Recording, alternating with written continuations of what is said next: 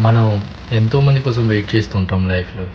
ఒక్కోసారి మనం అనుకున్నది జరుగుతుంది, లేతే అనుకున్నది జరగదు. ఎంతమంది కోసం వెయిట్ చేసినా గానీ, మనం ఒకే ఒకళ్ళని వీళ్ళ కోసం ఎంత వెయిట్ చేసినా పర్లేదురా అనే ఒక రోజొస్తుంది. అది ఎవరంటే మన లైఫ్‌లో పార్ట్నర్. అది మన జీవిత భాగస్వామ్యం చేసుకోబోయే వ్యక్తి, లేతే మనం ప్రేమించిన వ్యక్తి. కానీ ఈ రోజుల్లో చూస్తుంటే మనం ప్రేమించిన వ్యక్తే కాదు, మన ప్రాణం కంటే అధికంగా ప్రేమించిన వాళ్ళు కూడా మనల్ని మోసం చేస్తున్నారు. ఇలాంటి పరిస్థితులు మనం ఎన్నో ఎదుర్కొంటున్నాం. అయినా కానీ మన ప్రేమ పోలేదు, మన జీవితంలో ఆశ పోలేదు, ఆ హోప్ వదలలేదు. కానీ ఒకటి గుర్తుపెట్టుకోండి, ఎవరొచ్చినా కానీ మన లైఫ్‌లో ఏదో ఒకటి ఆశిస్తాం. మనం కూడా ఏదో ఒకటి ఆశించే వాళ్ళ లైఫ్‌లోకి రావాలనుకుంటాం, లేకపోతే మనం వాళ్ళ లైఫ్‌లోకి వెళ్తాం. కానీ ఒక్కటి కూడా ఆశించకుండా మన లైఫ్‌లో ఉండగలిగేది ఎవరన్నా అంటే అది దేవుడొక్కడే. సో, మనం చూస్తే యేసుప్రభు ఏమీ ఆశించలేదు గానీ ఆయన అన్నీ మనకిచ్చాడు.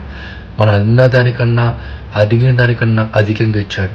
కానీ ఈరోజు మనం మనుషుల్ని అడుగుతున్నాం, కానీ పొందలేకపోతున్నాం, ఏడుస్తున్నాం. కానీ ఆయన దగ్గర ఒక్కసారి అడిగితే పొందగలుగుతున్నాం. ఒకవేళ వెయిట్ చేయగలిగినా గానీ ఆనందాన్ని చివరిలో చూడగలుగుతున్నాం. ఈరోజు ఎవరి కోసం వెయిట్ చేయాలో ఒకసారి ఆలోచిద్దాం. మనుషుల కోసం వెయిట్ చేయడంలో తప్పులేదు. కానీ ఆ మనుషుల మీద నమ్మకం పెట్టుకొని మన జీవితం కోల్పోవటం చాలా తప్పు. యేసుప్రభు మీద నమ్మకం ఉంచుదాం. ఎందుకంటే ఆయన నిన్న, నేడు, నిరంతరం ఒకే రీతిగా ఉన్నవాడు.